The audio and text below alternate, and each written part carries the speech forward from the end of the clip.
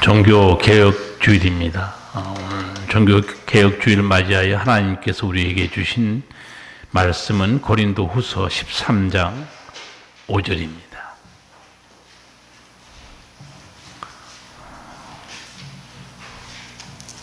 고린도후서 13장 5절 한 절만 읽겠습니다.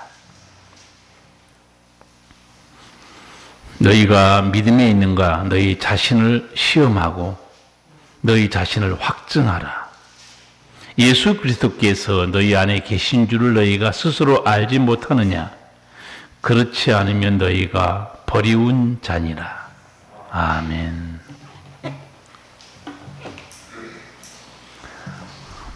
믿음에 서 있는가? 스스로 확증해보라고 그랬죠. 오늘 종교개혁주일에 주신 말씀을 통해서 여러분 스스로 내 믿음이 어디에 서 있는가 말씀을 통해서 점검하시기 바랍니다. 교회는 건물이 아닙니다. 교회의 건물은 예배당입니다. 교회는 예수님께서 죄인들을 십자가에 피로 값주고 산 하나님의 백성들입니다. 죄악 세상에서 구원받은 거룩한 백성들의 모임이 교회입니다. 성도들이 전에는 죄의 종이었잖아요. 이제는 예수 믿고 영생의 은총을 누리고 하늘의 소망 가운데 삽니다. 그런데 교회는 하나님의 은총만 누리는 곳이 아니에요. 교회는 예수께 받은 사명도 있습니다. 너희는 가서 모든 족속으로 제자를 삼아 아버지와 아들과 성령의 이름으로 세례를 주고 내가 너희에게 분부한 모든 것을 가르쳐 지키게 하라. 교회는 예수님께 받은 사명이 있어요. 성도 여러분들이 나는 하나님께 이런 복을 받았고 이런 은혜를 받았고 이런 사랑을 받았구나 감사합니다. 거기만 머물면 나중에 책망받습니다.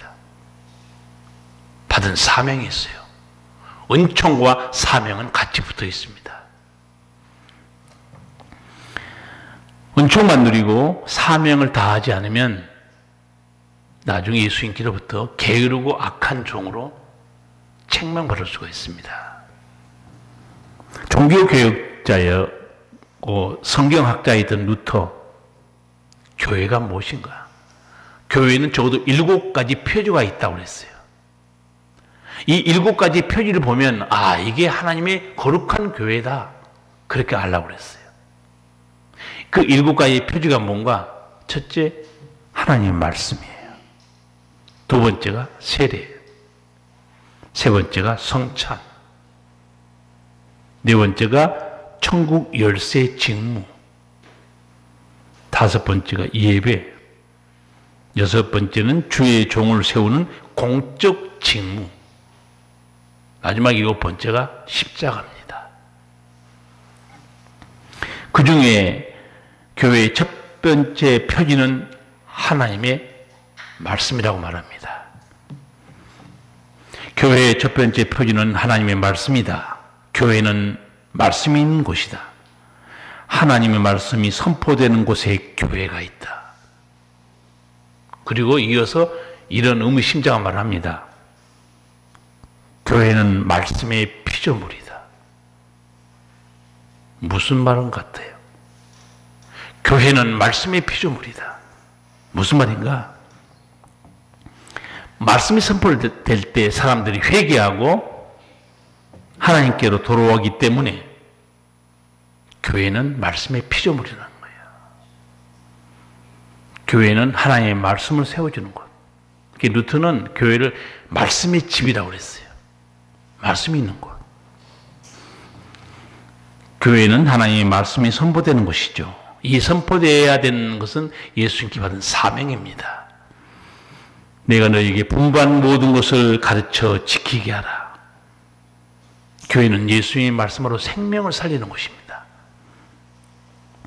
그런데 이 생명을 살리는 데 있어서 이 말씀이 아주 중요한 사실 하나가 있다는 걸 알아야 됩니다. 그게 뭐냐? 성경 말씀을 왜곡하면 안 됩니다.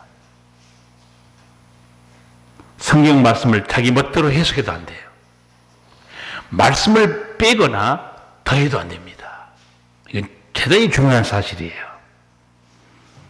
성도 여러분, 교회가 말씀을 왜곡하거나 더하거나 막 빼게 되면 그 교회의 말씀을 들은 성도들의 믿음이 어떻게 될까요? 큰일 납니다. 천국에 못 갈 수도 있어요. 중세 시대 로마 카톨릭이 그렇게 그랬습니다. 지금 이단들이 그렇게 하고 있어요. 신천지, 통일교, 여호와의 증인, 구원파 하나님 말씀을 빼버리거나 왜곡하거나 잘못 가르치고 있습니다. 제가 신천지 여호와의 증인부터 몇 가지 설명하면서 그들에게 신학대학이 있는가? 없습니다. 그들에게 성경을 연구한 신학대학 교수들이 있는가? 없어요. 성경이 얼마나 어려운 책인데 자기끼리 모여서 계시받았다. 정말 저도 목사지만 이 성경 연구한 게 너무 어려워요. 우리말도 아니잖아요. 기본으로 성경을 바르게 하려면요, 세 가지 언어는 목사는 기본으로 해야 됩니다. 영어는 기본으로 해야 되고, 히브리어, 헬라어 기본으로 해야 되고. 쉬운 게 아니에요. 그런데 신천지 이만희가 자신이 계시를 받았다 하면서 없는 말을 덧붙이고 있어요. 말씀을 빼고 있죠. 예수님께서 말씀을 더하거나 빼면 어떤 일이 벌어지는가? 요한계시록 22장 이렇게 경고했습니다. 내가 이 책의 예언의 말씀을 듣는 각인에게 증거하노니 만일 누구든지 이것들 외에 더하면 하나님이 이 책에 기록된 재앙들을 그에게 더하실 터이요. 만일 누구든지 이 책의 예언의 말씀에서 제하여 버리면 하나님이 이 책에 기록된 생명나무와 및 거룩한 성의 참여함을 제하여 버리시리라. 하나님 말씀을 왜곡하거나 빼거나 더하면 어떤 형벌이 뒤따르는가? 쉽게 말하면 천국에 못 가고 지옥에 떨어진다는 거예요. 그럴 수밖에 없어요. 잘못 가르치는데 어떻게 천국 갑니까? 자기 멋대로 믿는데 어떻게 천국 가요? 학자들은 이 요한계시록 22장 지금 이 18절, 19절 이 말씀을 어떻게 해석하는가? 이걸 이렇게 말해요. 계시의 종결성, 계시의 완전성이라고 말합니다. 무슨 말인가? 더 이상 계시가 필요 없다는 거예요. 더하거나 빼지 말라는 거예요. 이게 이제 무슨 말이냐면 죄인들이 구원받는데 이 계시, 이 성경으로 충분하다는 뜻입니다. 다른 계시가 필요 없다는 거예요. 영생 얻는 거, 부활에 대한 진리, 천국 가는 거, 심판받는 거, 거듭나는 거, 모든 진리의 완전성입니다. 더하거나 빼지 말라는 거예요. 여러분, 하나님 말씀을 자기 멋대로 해석하거나 말씀을 빼버리거나 없는 말을 더하거나 당연히 천국에 들어갈 수 없겠죠. 종교교육이 일어난 지 지금 500년이 넘었습니다. 로마 천주교의 부패 타락 주범이 뭔지 아세요? 너무너무 간단한 겁니다. 주범은 말씀이었어요. 말씀을 잘못 해석한 거예요. 없는 말씀을 만들어낸 거예요. 그래서 말씀이 이 타락의 주범이었는데 말씀 중에서 가장 중요한 가르침 중에 하나가 죄사함입니다. 죄사함은 구원과 직결되어 있어요. 그런데 죄사함에 대해서 어떻게 가르쳤어요? 면죄부를 팔았죠. 면죄부는 이런 겁니다. 너희가 고해 성사하면 죄 용서 받는다. 그런데 죄의 형벌은 남아있다는 거예요. 무슨 헛소리입니까? 여러분, 죄의 싹, 죄의 형벌이 뭐죠? 사망이죠. 죄의 형벌과 죄의 삭은 사망이고 지옥도 지옥에 떨어지는 거예요. 그걸 예수님이 십자가로 다 용서해 준 거예요. 그 자기들 표현으로 말하면 그게 죄의 형벌, 남아있는 이 세상에 사는 동안 남아있는 그 형벌들, 또 연옥에서 훈련받고 있는 자들의 그 나머지 형벌들, 고행이나 선행, 헌금으로 탕감받을 수 있다고 가르쳤어요. 그런 구절이 성경에 없습니다. 여러분 아시겠지만 그 면죄부를 돈 주고 판 이유는 한 가지였어요. 베드로 성당, 로마에 가보시면 바티칸 성당 있죠. 성전 건축비가 부족해서 그런 교묘한 거짓말을 만들어낸 거예요. 얼마 전에 로마 천주교에서 공식적으로 사과했습니다. 면죄부는 잘못된 것이었다. 뉴턴은 그 당시 본 거예요. 성경은 아무리 읽어봐도 이런 가르침이 없거든요. 그가 성경학자이기 때문에 히브리 헬라어에 능통하는 성경학자이기 때문에 아무리 찾아봐도 그런 게 없어요. 종교개혁이 다른 게 아니에요. 핵심이 뭡니까? 말씀대로 믿고 말씀대로 살자는 것입니다. 간단해요.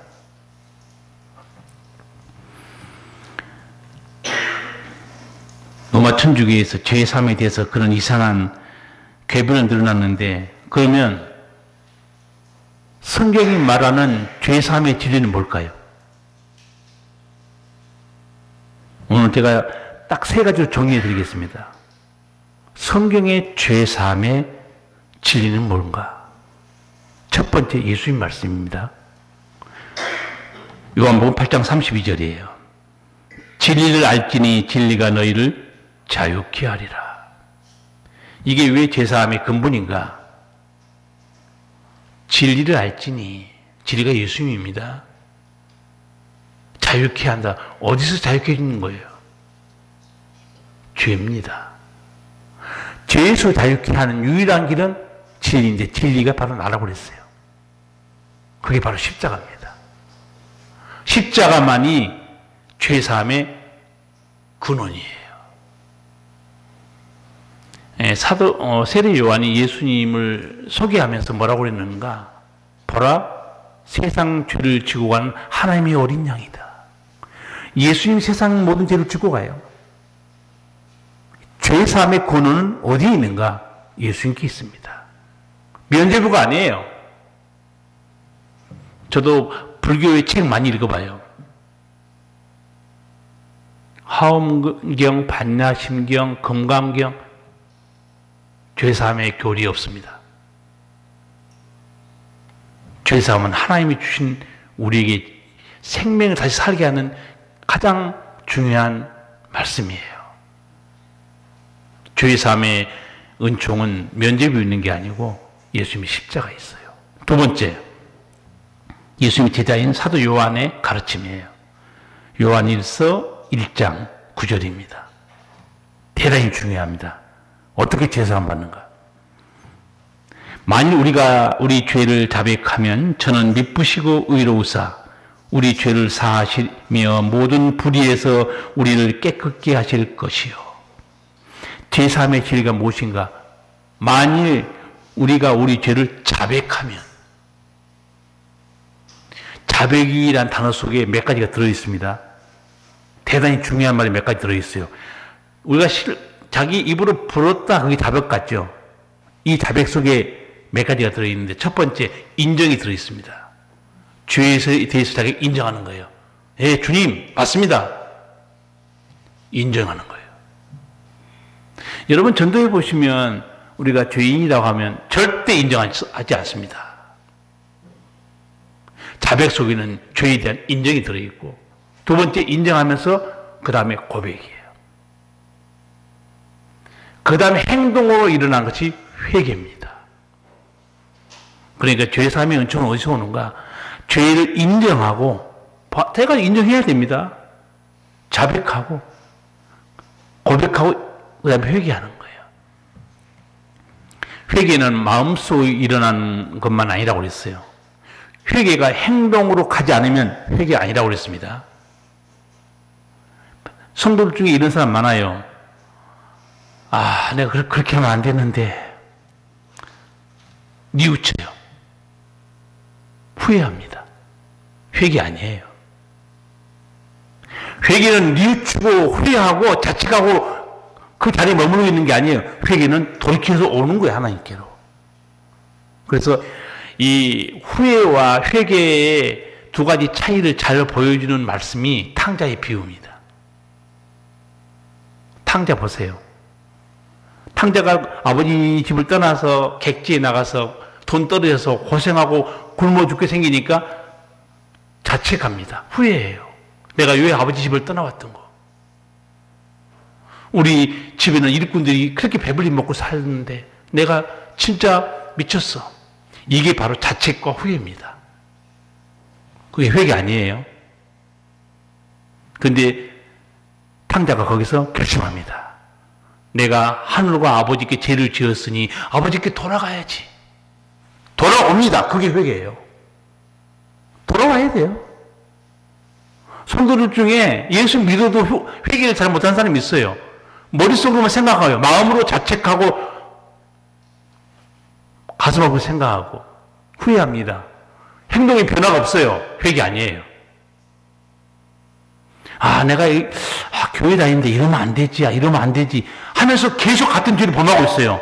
회개 안 한 사람이에요. 하나님, 제가 왜 그런지 모르겠어요. 그렇게 하지 말아야 되는데 기도하죠. 후회입니다. 자책이에요. 회개 아니에요. 회개는 행동을 딱 끊어버리고 하나님께 나오는 겁니다. 탕자가 돌아왔잖아요. 그게 회개예요.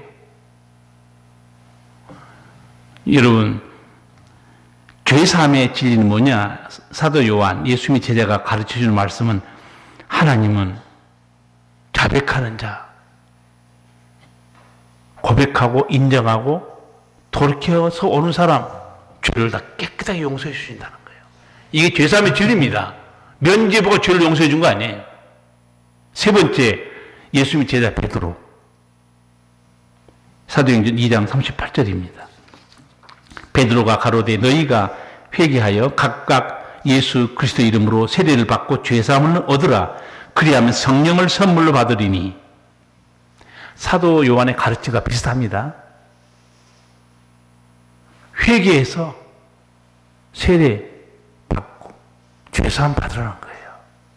회개하는 자에게 죄사함이 됐다는 거예요. 죄사함의 은총은 오직 회개하는 데 있고, 그래서 제가 세 군데의 말씀을 여러분 들려드렸어요. 내 죄의 형벌을 탕감해 주는 면죄부를 산 사람. 아, 나는 이제 죄 용서 받았다. 천국 갈 거라고 믿었던 그 중세시대의 사람들 어떻게 됐을까요? 생각만 해도 끔찍합니다. 자기는 그렇게 믿은 거예요. 누가 그렇게 가르친 거예요? 로마 교황청에서. 예수님께서도 바리새인, 서기관, 율법사 말씀을 맡은 사람들이에요. 그분이 그 사람들에게 어떻게 보면 천국 열쇠, 지식의 열쇠를 줬어요. 그런데 자기도 제대로 믿지도 않고 다른 사람에게도 제대로 안 가르쳤어요. 예수님이 뭐라고 말했는가? 두 군데 보여드릴게요. 읽어드릴게요. 누가복음 11장 52절. 화 있을진저 너희 율법사여, 너희가 지식의 열쇠를 가져가고 너희도 들어가지 않고 또 들어가고자 하는 자도 막았느니라. 율법사, 율법을 막 가지고 있기 때문에, 말씀을 알고 있기 때문에 지식의 열쇠가 있습니다. 너희도 안 들어가고 다른 사람도 못 들어가고 있다는 거예요. 비슷한 말씀이 마태복음 23장 13절에도 있습니다. 화 있을진저 외식하는 너희는 천국 문을 사람들 앞에서 닫고 너희도 들어가지 않고 들어가려 하는 자도 들어가지 못하게 하는도다. 하나님 말씀 알고 있으면 그 말씀대로 너희도 천국 가고 다른 사람도 인도해서 천국 가게 해야지. 지식의 열쇠를 가지고 있고 천국 열쇠를 하나님 말씀을 가지고 있는데도 너희도 제대로 믿지도 않고 다른 사람에게도 엉망으로 하고, 얼마나 예수님이 화가 났으면 그렇게 말씀했겠어요. 분명히 예수님께서는 우리에게 교회의 사명을 줬죠. 내가 너에게 분부한 모든 것을 가르쳐 지키게 하라. 앞서 말씀드린 대로 교회가 하나님의 말씀을 왜곡하거나 말씀을 빼버리거나 없는 말을 더하면 그 말씀을 듣는 성도들이 어떻게 될까요? 제일 큰 죄는 말씀을 전파한 사람이 지겠죠. 거짓된 믿음 망합니다. 여러분, 갈라디아 교회가 그렇게 망할 뻔했어요. 갈라디아 교회가 그 사도 바울을 얼마나 사랑했는지 몰라요. 사도 바울이 육체가 가시가 있었다고 그랬거든요. 육체가 가시가 뭔지 정확하게 모르겠어요. 학자들도 혹시 간질병이었냐? 눈이 안 좋은 건 사실이에요. 내가 이렇게 큰 글씨로 너에게 쓴다 그거 보면 확실히 눈은 안 좋은 것 같아요. 근데 하여튼 저 사람이 하나님의 종이면 저런 질병이 있을까? 그런 정도로 심각한 어떤 육체의 결함이 있었던 건 사실이에요.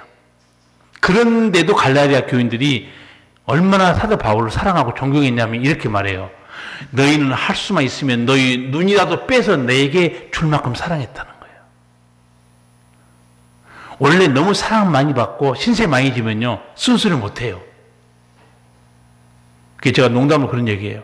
먹으면 약해지는데 이거 먹으면 약해지는 거예요. 뇌물 먹으면 쥐약 먹으면 약해집니다. 말 못해요. 그런데 사도 바울은요 정말 저는 그분을 존경해요. 그 이단들이 와서 가르치는데 넘어갔거든요. 불과 활력을 질책합니다. 그리고 바울이 이렇게 말해요. 내가 하나님을 기쁘게 하랴 사람을 기쁘게 하랴. 내가 사람을 기쁘게 하면 내가 하나님의 종이 아니라고 그래요. 저한테 그렇게 말하는 분도 있더라고요.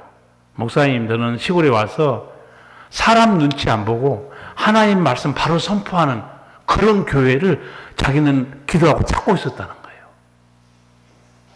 서울에 가면 아마 사람 눈치 많이 본 것 같아요. 그래서 저는 하나님이 여기다 시골에 둔 것 같아요. 서울에 가서 제가 요새 이렇게 눈치 안 보고 외쳤다가는 벌써 보따리 싸가지고 어디 갔어요. 쫓겨났어요. 실제로 내 동기가 그래요.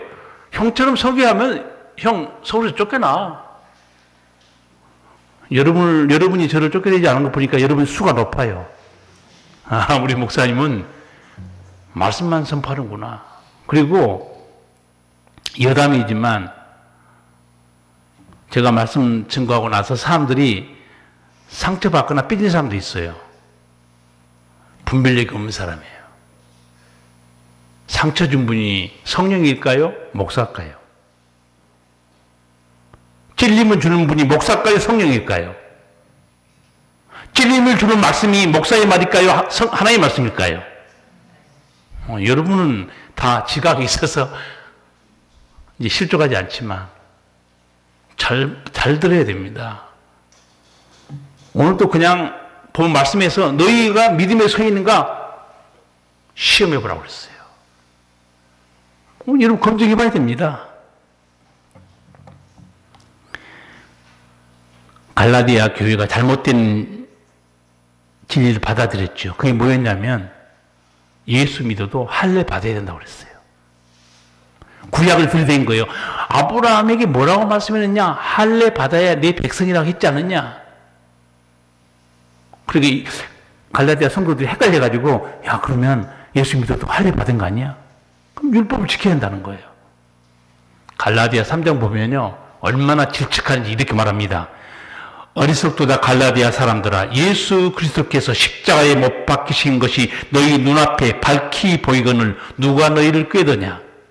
너희가 이같이 어리석으냐? 성령으로 시작하였다가 이제 육체로 마치겠느냐? 진짜 갈라디아 교회 사랑하는 사람이에요. 너무 사랑받아서 말 못하고 속으로 막 끓고 어떻게 하지? 그냥 바로 내치릅니다. 사도 바울은. 이 정신 나간 인간들아. 십자가가 밝히 보이거늘 십자가가 뭐냐? 십자가 모르냐 그 말이에요. 십자가가 뭡니까?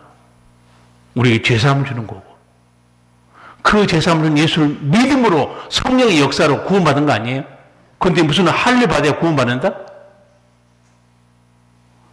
중세 로마 천주교회 타락, 갈라디 교회 문제점 전부 어디서 온 줄 아세요? 말씀입니다. 이렇게 말씀이 중요해요. 그렇다면 성도 여러분들의 신앙은 바른 말씀에 서 있는 것 같습니까? 오늘 본문 고린도후서 13장 5절 다 같이 한번 읽겠습니다. 너희가 믿음에 있는가 너희 자신을 시험하고 너희 자신을 확증하라. 그리스도 예수께서 너희 안에 계신 줄을 너희가 스스로 알지 못하느냐? 그렇지 않으면 너희가 버리운 자니라. 아멘. 좀 무서운 말이에요. 예수님 대충 믿으면 망합니다. 안 믿는 것도 못해요. 잘못된 말씀을 믿어도 망합니다. 또 바른 말씀을 믿지 않아도 망합니다. 다른 건 몰라도 구원의 진리는 확실해야 돼요.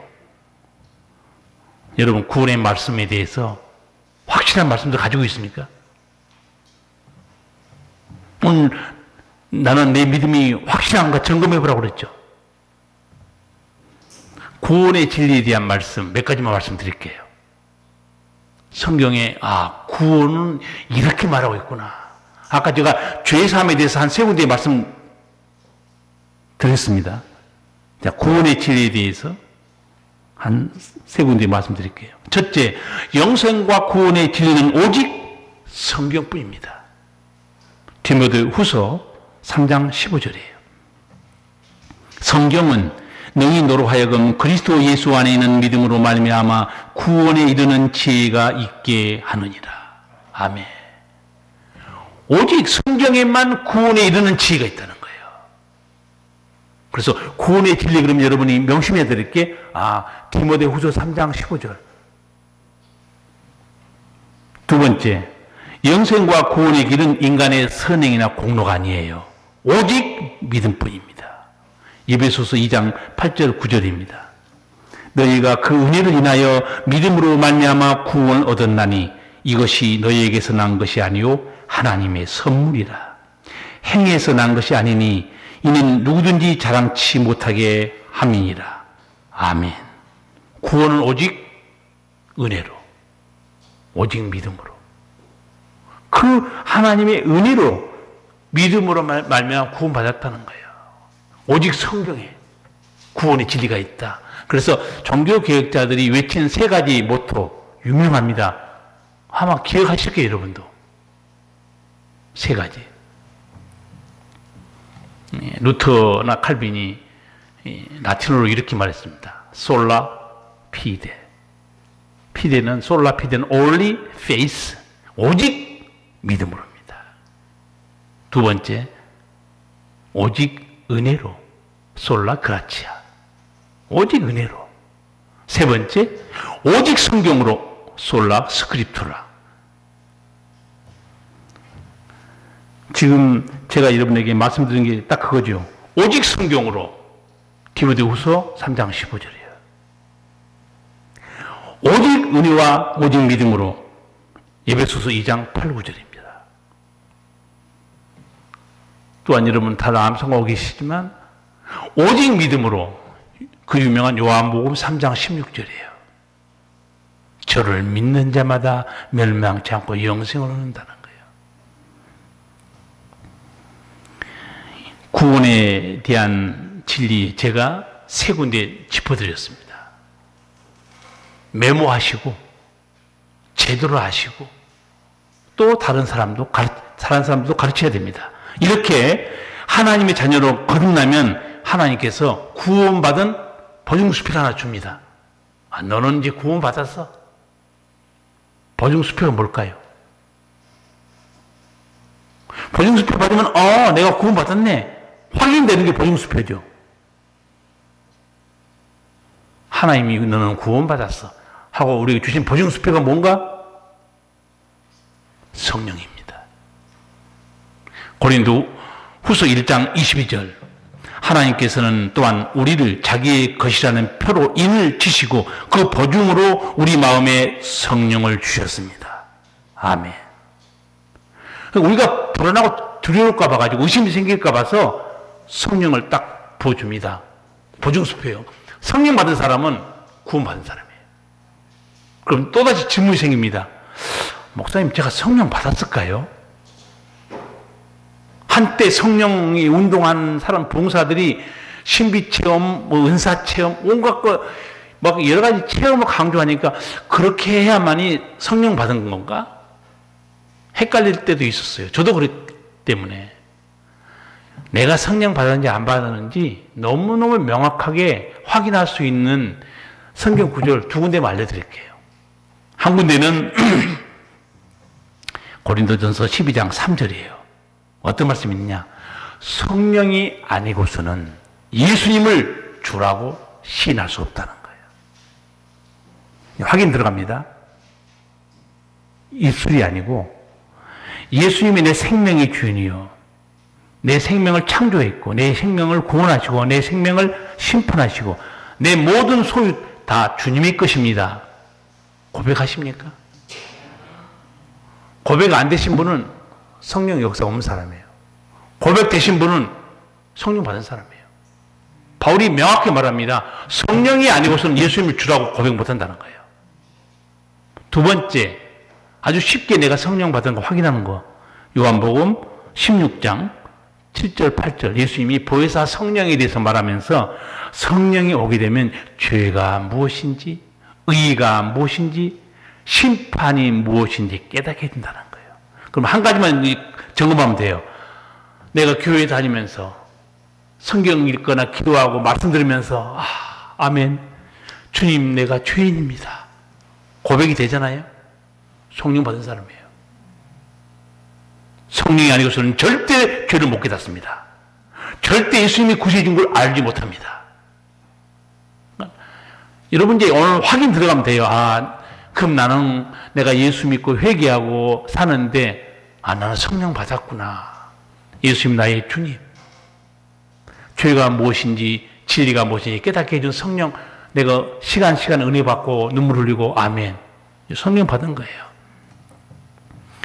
예수님께서는 이렇게 말씀했어요. 요한복음 6장 51절에서 내 살을 먹고 내 피를 마시는 자는 내 안에 거하고 나도 그 안에 거하니라.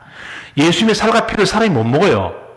이거는 뭘 의미하는 거냐면 영접하다는 뜻이에요. 온전히 영접한 사람은 나도 그 안에 있다는 거예요. 그래서 사도 바울이 이렇게 경고한 겁니다. 고린도후서 오늘 본문 보시면 예수 그리스도께서 너희 안에 계신 줄을 너희가 스스로 알지 못하느냐? 그렇지 않으면 버리운 자니라. 교회 아무리 열심히 나오고 일 많이 해도 예수님이 내 안에 계시지 않으면, 성령이 함께 하지 않으면 너는 버리운 자라는 거예요. 구원받은 사람 아니라는 거예요. 예수 믿고 교회 다닌다고 다 구원받느냐? 요한계시록 3장 보면 구원 못 받은 교회도 있어요. 라오디게아 교회입니다. 그 성도들이 얼마나 착각하고 있는지 예수님이 착각까지 말씀해줘요. 요한계시록 3장 17절 18절이에요. 네가 말하기를 나는 부자라 부요하여 부족한 것이 없다 하나 네 공고한 것과 가련한 것과 가난한 것과 눈먼 것과 벌거벗은 것을 알지 못하도다. 내가 너를 권하노니 내게서 불로 연단한 금을 사서 부요하게 하고 흰옷을 사서 입어 벌거벗은 수치를 보이지 않게 하고 안약을 사서 눈에 발라 보게 하라. 자기 딸은 부자고 나는 믿음생활 잘해서 하나님께 복 받은 거야. 뭔 소리야? 예수님 뭐라고 그랬어요? 눈멀고 가련하고 공고하다는 거예요. 불로 연다는 금을 사라고 그래요. 금이 뭐겠어요?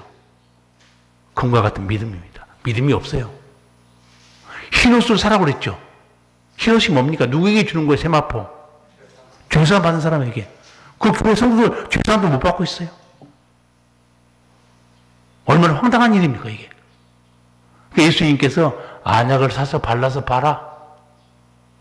그 안약, 내 죄를 보게 하고 내 믿음을 보게 하는 그 안약이 뭐냐? 성령과 말씀입니다. 성령 받고 말씀 보면, 아, 내가 벌거벗었네, 내가 구원 못 받았네. 오늘 여러분 설교만 들어봐도 알아요. 오늘 목사님 설교 들어보니까 죄사함의 진리 다 모르고 있었네. 구원의 진리도 모르고 있었네. 교회 다니면 구원 받은 거 아니에요. 제가 늘 쓰는 말이 있죠. 교회는 누구나 나올 수 있어요. 그러나 천국은 아무나 못 갑니다. 아셔야 돼요.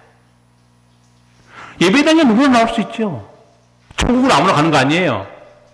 죄사함의 진리, 구원의 진리, 회개와 믿음이 확실히 있어야죠. 라오디게아 교회 같은 이런 신앙을 가진 사람들, 착각하고 있는 사람들 많을까요? 적을까요? 많은 것 같아요. 엊그제 제가 기독교 방송을 보다가 한 목사님이 자기 교회에 일어난 한 권사에 대한 간증을 하길래 무슨 일인가 들어봤어요. 나 너무 깜짝 놀랐어요. 진짜 저런 권사가 있을까? 권사가 임종이 가까우는데 자기 딸이 생각해도 아무래도 우리 엄마가 교회 열심히 있는 것 같은데 믿음이 없어 보이는 거예요. 그래서 엄마를 위해서 임종이 가까우니까 아주 집중으로 깊이 기도했대요. 하나님, 우리 어머님 바른 믿음 가지고 천국에 갈 수 있도록 해주세요. 그런데 하나님께서 딱 3가지를 말씀하신 거예요. 첫 번째가 뭐냐? 그 권사는 나보다, 예수님보다 교회 일을 더 사랑했다. 너무너무 충격적인 얘기예요. 교회 주인 노릇하고 나 없으면 교회 일 안 돼. 나를 사랑한 것도 아니고 예수님을 사랑한 것도 아니고 교회의 일을 더 사랑했다는 거예요. 주인 노릇하고 교회 일에 평생 목숨을 걸었다고 하나님 말씀해 준 거예요. 이 딸이 너무너무 무섭기도 하고 놀란 거예요. 두 번째 하신 말씀, 그 권사는 나보다 예수님보다 돈을 더 사랑했고 자녀를 더 사랑했다. 성도 여러분, 이런 믿음으로 천국 갈 수 있을까요? 믿음과 충성과 봉사 사이에 있지만 그거는 돈을 더 하나님께로 복을 받기 위해서 자녀 잘 되도록 나를 사랑한 건 아니었다는 거예요. 세 번째 말씀, 그 권사는 아직도 사람들을 용서 못하고 여전히 마음에는 미움과 분노가 있다.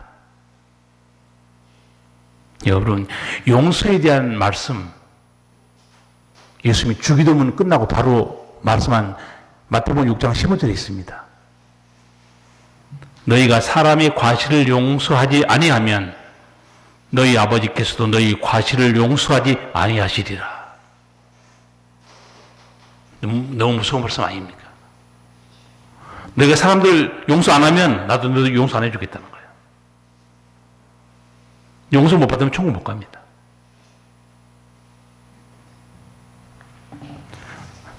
이런 놀라운 말씀을 딸이 듣고 딸이 너무너무 어머니에 대한 믿음을 충격받고 놀란 거예요. 임종을 앞둔 어머니에게 말씀을 드리지 않을 수 없었습니다. 그래서 딸이 어머님에게 조심스럽게 하나님 말씀을 전해드렸대요. 어머니를 위해 기도했는데 내가 드릴 말씀이 있다. 뭐냐? 그랬더니 3가지를 다 얘기하는 거예요. 어머님이 듣고 내 말이 맞다. 내가 그렇게 신앙생활을 했다. 눈물을 흘리신 거예요. 그 권사님 사랑해서 하나님께서 마지막 기회를 주신 거예요. 이 딸이요, 담임 목사님에게 이 사실을 얘기하고 담임 목사님한테 부탁했어요. 목사님 설교 중에 말씀하더라고요. 그 딸이 나에게 이렇게 부탁했다고. 목사님, 제발 주일날 구원받는 말씀을 자주 해주세요. 다른 거 잘 사면 뭐합니까? 구원 못 받으면. 목사님, 제발 구원받는 말씀을 주일날 자주 좀 해주세요. 교회는 구원의 말씀, 생명의 말씀을 선포해야 돼요.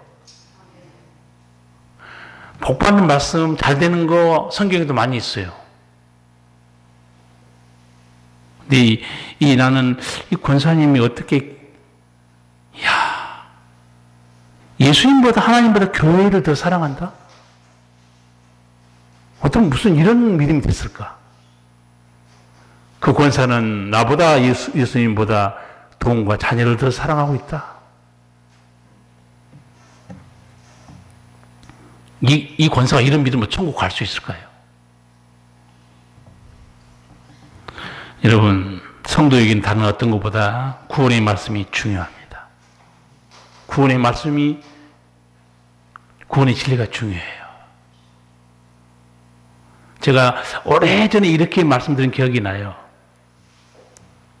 평범한 구원의 진리에 대해서, 그렇지만 가장 중요한 구원의 진리에 대해서 목사가 설교하면요, 오래된 사람은 지겨울 수 있어요.